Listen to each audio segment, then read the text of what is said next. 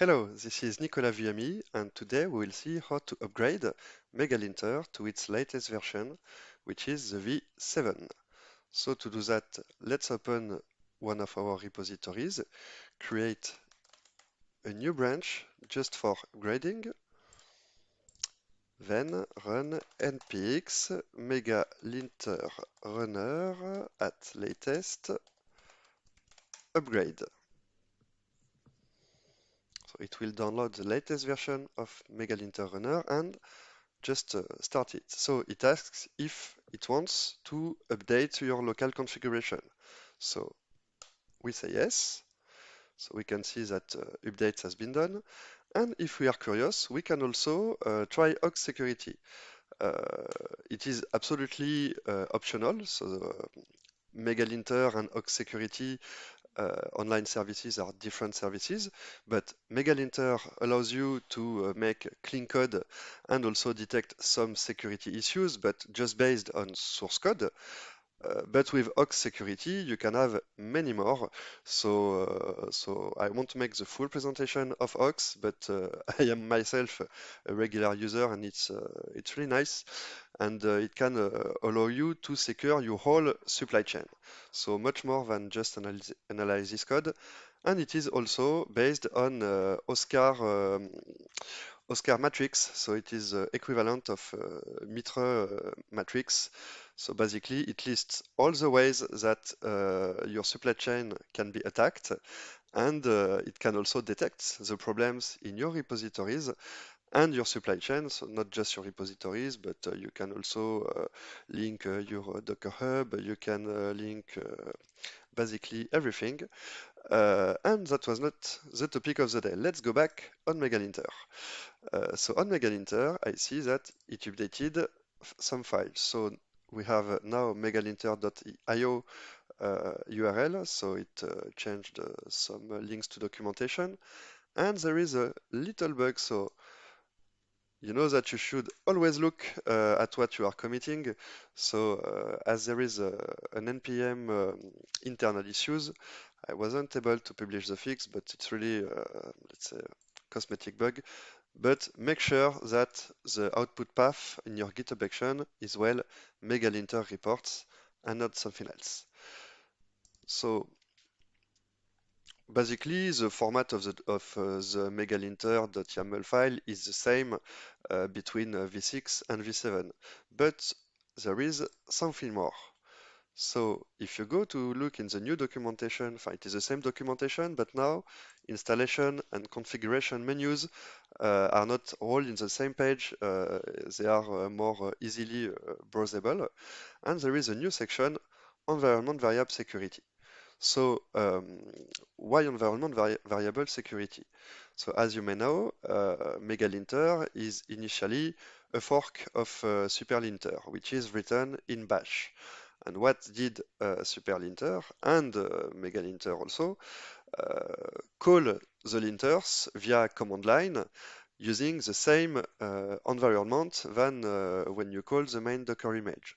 So the problem is that when you call megalinter from a GitHub action, for example, it will send to all the linters. So as you can see, we have more than 100 linters in megalinter. So it means that every time you run V6 megalinter or superlinter, any version, you send all your variables, even secret ones, to the command line of these linters. So all these linters are made by good people. It's open source community, and we trust them. But do we really need to send our secrets to all these linters? I'm not sure. And it has been it has been seen in a great article by it was from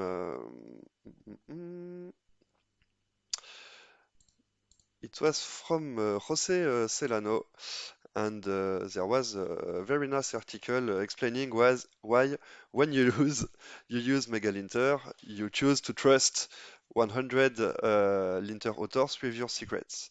So now with V7, it is not the case. So if we look at the repository I am working on, which is VS Code SFDX Hardis. And if we check in the settings, we see that I have secrets because I have my CI deploying new versions of Visual Studio Code extension. So I have secrets. So until now, every linter received in the environment variable, if he just reads the environment variable, he could have seen my VSC token. But I prefer to trust only megalinter maintainers than all the linters, the embedded linters maintainers. So in my configuration file, in my megalinter.yaml, I will add secure variable. So I just add a new, I can add 1, 2, 3, a million secure variables if I want. And this is extra secured variables. We also have a default list of variables, which are the most commonly used. So for example, GitHub token. Uh, no need to share your GitHub token or your Azure Pipelines access token or your personal access token, etc. So basically, all these variables are hidden by default, but we couldn't have an exhaustive list. So if you have variables that you want to secure and to not share with the linters, you can add, as I just did, in secured on variables. And just so you know, you can also use regular expressions. So it can be a string or a regular expression, and if it matches, the value of the variable will be removed. So that's all for the secured environment variables topic. There is also a new update in Megalinter, which is that until now the list of files, the files were called with absolute path to the linter. So if it was on GitHub Actions, for example, you add /GitHub/workspace and the name of the files. And the linters can work with absolute path, so it was okay. But now it was okay, but for some reason it was not so good. So now all the linters are called with the list of files with the relative file name. So the related file name. So you don't have the if you are on GitHub Action still, you will have you won't have /GitHub/workspace in the list. So we can see, for example, at AWS, they are already upgrading their deployment framework to Megalinter. So it had a tiny impact on their files. So it's when you use pre-commands.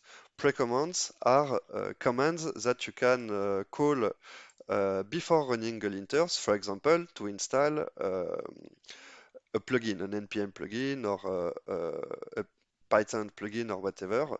So you may have to change.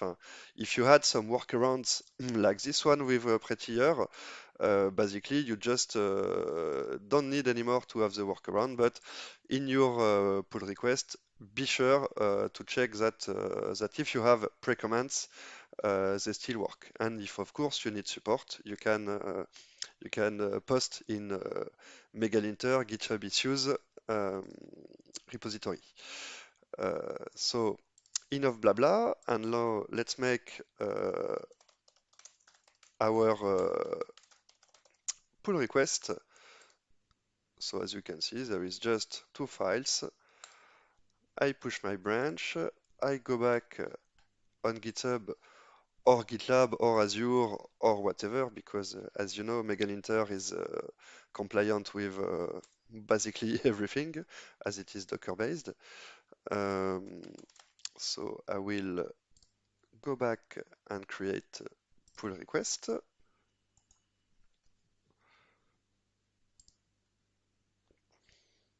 And now, during the job that won't take very long is running, I will also tell you about the new linters which are existing in V7. So first, we have CLG style, which is a formatter. It is like Prettier, it is like a pattern black, but for a Clojure language. So it has been added by John Stevenson, which is the leader of the Practically, I don't know if it is pronounced, website. So a Clojure formatter. There is also another very interesting linter, which is called Veil. So Veil, it is a linter that will enforce a writing style for all your documentation. So it is not just a spelling mistake checker, it really enforces a style. For example, it can force you to write don't and not do not, or stuff like that.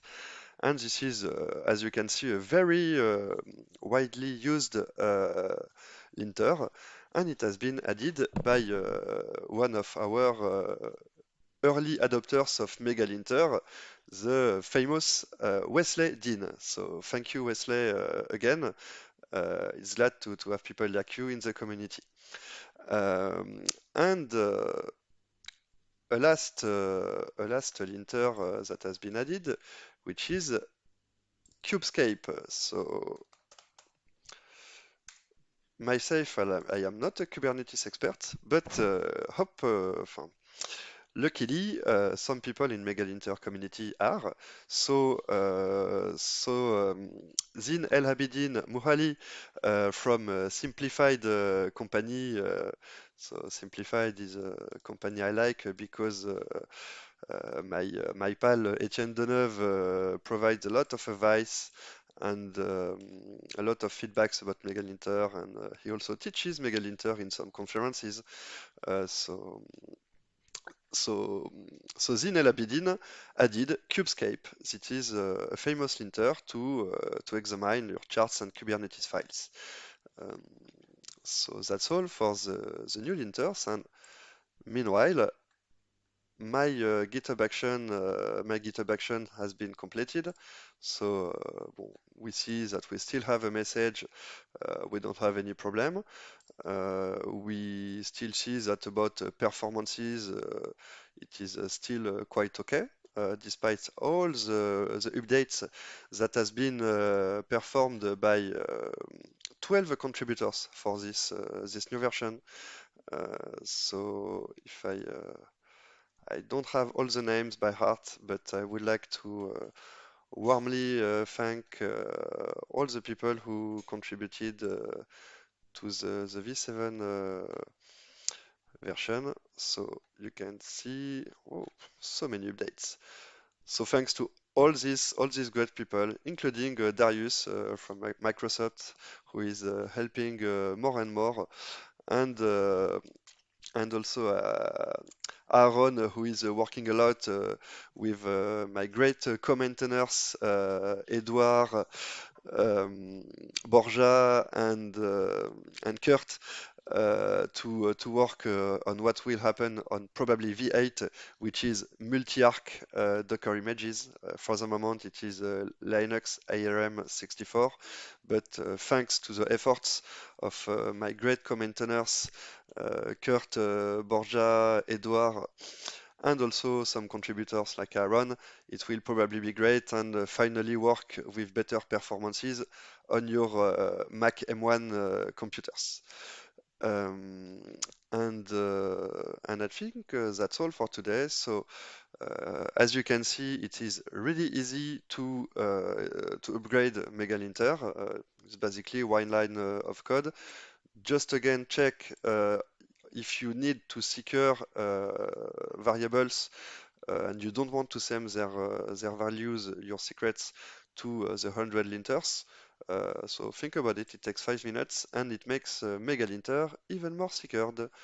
So thanks for watching and see you on MegaLinter repository issues if you have any question. Bye bye.